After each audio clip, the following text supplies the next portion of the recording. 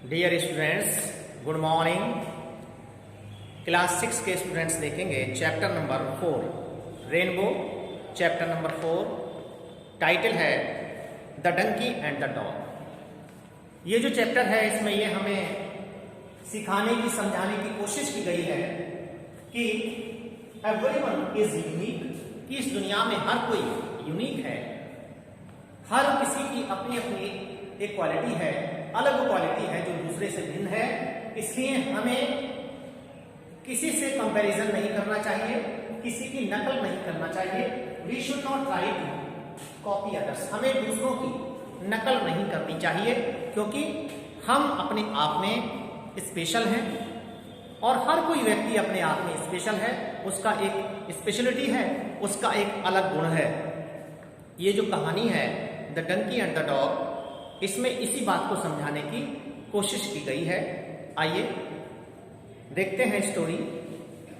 A washerman had a donkey and a dog. मेरे साथ आप बुक निकाल लीजिए, अपनी रीडिंग करिए और चैप्टर को समझिए।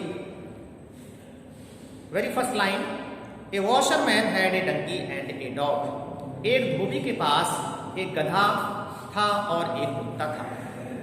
Every morning he used to go to the river to wash clothes. हर सुबह वह नदी के पास जाया करता था, किनारे जाया करता था अपने कपड़े धोने के लिए। The donkey used to carry the load of clothes. और जो गधा था वह कपड़ों का जो बोझ था वो लाद कर ले जाता था। He used to live in a shed outside the master's house. और जो गधा था वह मकान मालिक के घर के बाहर बने शेड में रहता था। And the dog used to stay inside the house the whole day long. और जो उसका जो कुत्ता था वह दिन भर मालिक के घर के अंदर रहता था। In the evening the dog used to feel happy to see his master. शाम को अपने मालिक को देखकर जो कुत्ता था वह बड़ा खुश होता था। He used to lick his master. वह अपने मालिक को चाटने लगता था। And jump on him. और उस पर कूदने लगता था।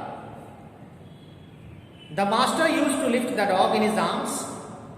अपनी गोद में जो मालिक था उसे अपनी गोद में, कुत्ते को अपनी गोद में उठाता। And take him inside the house. और उसे घर के अंदर ले जाता। Seeing this the donkey also wanted to live in the house. इसे देख करके जो गधा था वह भी मालिक के घर के अंदर रहना चाहता था। May be if I also. और वो सोचता था कि काश ऐसा हो कि मैं भी jump on him like the dog, कुत्ते की तरह उस पर कूदूं। He will surely lift me to in his arms. तो वह मुझे भी इसी तरह अपनी भुजाओं में उठा लेगा। And carry me inside the house. और अपने हाथों में उठा करके वह मुझे भी घर के अंदर ले जाएगा। The donkey thought. ये ऐसा जो है किसने सोचा? गधे ने सोचा। द नेक्स्ट इवनिंग, अगली शाम को, the donkey went inside the house. गधा घर के अंदर चला गया। He jump on his master. वह अपने मालिक के ऊपर कूदा।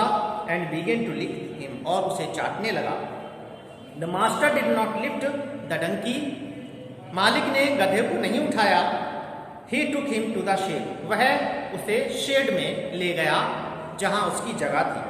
Patting the donkey. उसने उसकी पीठ थपथपाते हुए कहा। The master said to him. मालिक ने उससे कहा, you are not like the dog. तुम कुत्ते की तरह नहीं हो। You are much bigger. तुम कुछ ज्यादा बड़े हो।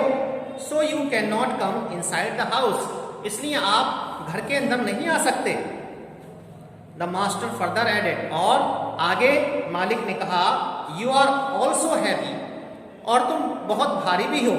And so you must not jump on me. इसलिए तुम्हें मुझ पर इस तरह से नहीं कूदना चाहिए। I can lift the dog. मैं कुत्ते को तो उठा सकता हूं, but I can not lift you. लेकिन तुम्हें नहीं उठा सकता। But I love you as much as I love the dog. लेकिन मैं तुम्हें उतना ही प्रेम करता हूं जितना मैं अपने कुत्ते को करता हूं। You must understand. तुम्हें ये समझना चाहिए दैट यू आर डिफरेंट, कि तुम कुत्ते से अलग हो। तो इस चैप्टर में हमें ये समझाने की कोशिश की गई है कि हम एक दूसरे से अलग हैं, हमारी अलग स्पेशलिटीज हैं, हमारी अलग क्वालिटीज हैं, हमारी अलग यूनिकनेस है। जिसे हमें पहचानना चाहिए और उसी के अनुसार हमें व्यवहार करना चाहिए। That is all for today. Thank you.